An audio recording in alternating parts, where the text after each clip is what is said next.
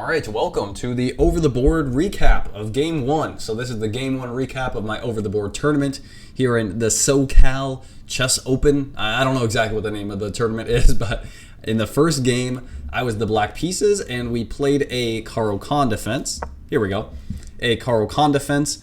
And in this game, we went into a line of the advanced Caro-Kann, and here I pushed c5 right away, and he had taken. I go knight c6, and he ends up keeping the pawn, which is not exactly what you want here. And let me pull up the game review of this as well, just so you can see all of my mistakes. So you will see in this, I do not know well enough. I don't know well enough my theory. a4 is not right here. Yeah, after I played knight g6, attacking this pawn, I realized I couldn't get this pawn.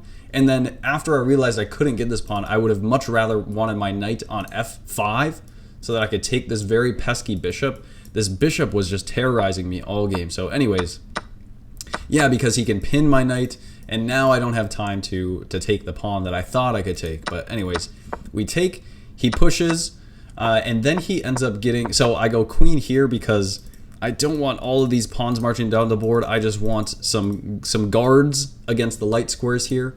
And so he goes here, and I just try to castle before I really start trying to do anything. And let me get on the fly, let me get the eval bar for you guys, because I want you guys to see how losing I was. That's very fun. That's pretty fun for me then. Okay, so here I am, I'm losing. I'm not lost, but losing. Okay, so here I try to break apart his pawns over on the queen side that are marching down the board. And my idea here was to let him take this pawn, trade it for this one, and then try to pick up these pawns later with all of my pieces. And he just guards the pawn so that now he can take, and so now I can't take his b pawn because it will be protected. And so I pretty much get all of my pieces over here and try to wrangle up some pawns. So I wrangle up one of them, but he still has two passers. Like in any endgame, he's just better. He is just better. So here, I try to trade off the really powerful bishop. And here, you saw d4, which I am very proud of seeing. So d4 here, it kind of looks like all of my pieces are stuck, and they are. So what d4 does is there are some tricks here. There are some tricks. For example, of course, queen can't take. And honestly, knight and bishop can take, but I'm really just like sacrificing all of my pawns. I'm really just sacrificing all of my pawns. But there are some tricks in that, like with takes and knight g5 or knight f4. Teaming up with a queen on this square, which comes later in the game, which is a theme that I'll use later in the game. But d4, he takes like this. I totally screwed up here. No, I totally screwed up here because I go here, pinning the bishop to the queen, and then I want to capture after. But he has this very important queen b5, and now I'm just cooked. Yeah, now I'm just cooked. I can't take. My queen is pinned. My bishop is pinned to my queen. And before I even played d4, I was like, hey, buddy, don't get hit with queen b5. Good luck. Good thing that I didn't. I didn't get hit with queen b5. Good. He did not play it. And here, I was like, oh my gosh, I need some activity because my pieces are so just like, they don't have anything. So I sacrificed my rook in exchange for some activity. So now there's some open lines. I have some activity. I have these pieces. So this is essentially the plan. And he goes here, so he's going here, of course, doing this and trying to set up queen trade ideas. I go all the way back, and it's not the best move, but you can't have a queen trade here. I mean, you're down in exchange, and he's got an extra pawn. So this is officially losing territory. All right, I'm in losing territory now. He goes for a queen trade. Of course, I don't take it. I was thinking about knight f4 here, and it is the best move. What was I worried about after this? I think I was worried about here. I think I was worried about this because now I don't have it. I was also concerned about some back rank issues as well. I can't remember. So I was worried about back rank issues, which is why I played H5 first, which is okay. And then he got really greedy. So he's giving me some chances now. So like, he's pushing his pawn down. He's getting greedy. And now I have knight f4. And it's much better than it was before.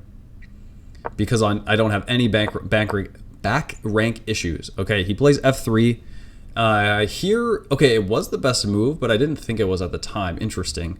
So what I set up here now I have this fork. So it was a mate threat and a threat to come in and fork these dudes. Now, the tricky thing I had set up here is that let's say he just tries to get one of his rooks to safety. What I had here, the trick that I had set up is this queen check. Now, of course, if he goes here, he gets mated like this. But if he goes to the corner, I have the smothered mate pattern. I actually have smothered mate. Brilliant, yeah. So I was setting up like a smothered mate trick, which he had seen. So he steps to the corner right away. And now what they want me to take here. What did I end up playing? I stepped the queen up, setting up these mate threats again because you can't save either of the rooks again or you get smothered mated. All right, buddy. But he went rook c2. He went rook c2. I'm not exactly sure what he was so afraid of, to be honest with you. Well, he was guarding against here. And a simple g3, so g3 is the best move, and I'm just completely lost here. g3 stops everything. There's no more smothered mates. I can try to like situate my knight and queen in an attack, but it just doesn't work. So he went rook c2. Yeah. Now he goes h3. So I just take both of the rooks. He's exchanging both of the rooks he sacked both of the rooks in exchange for his passed pawn, but like, whenever it gets there, I just take, and now I have a minor piece. So I kind of got really lucky. I got really lucky with the result of this, or with his play in the first game. So he goes here, which is a little bit tricky. It's like, oh, I'm a minor piece up, let's trade queens. But actually, after trading queens, there's no way for this knight to stop this pawn.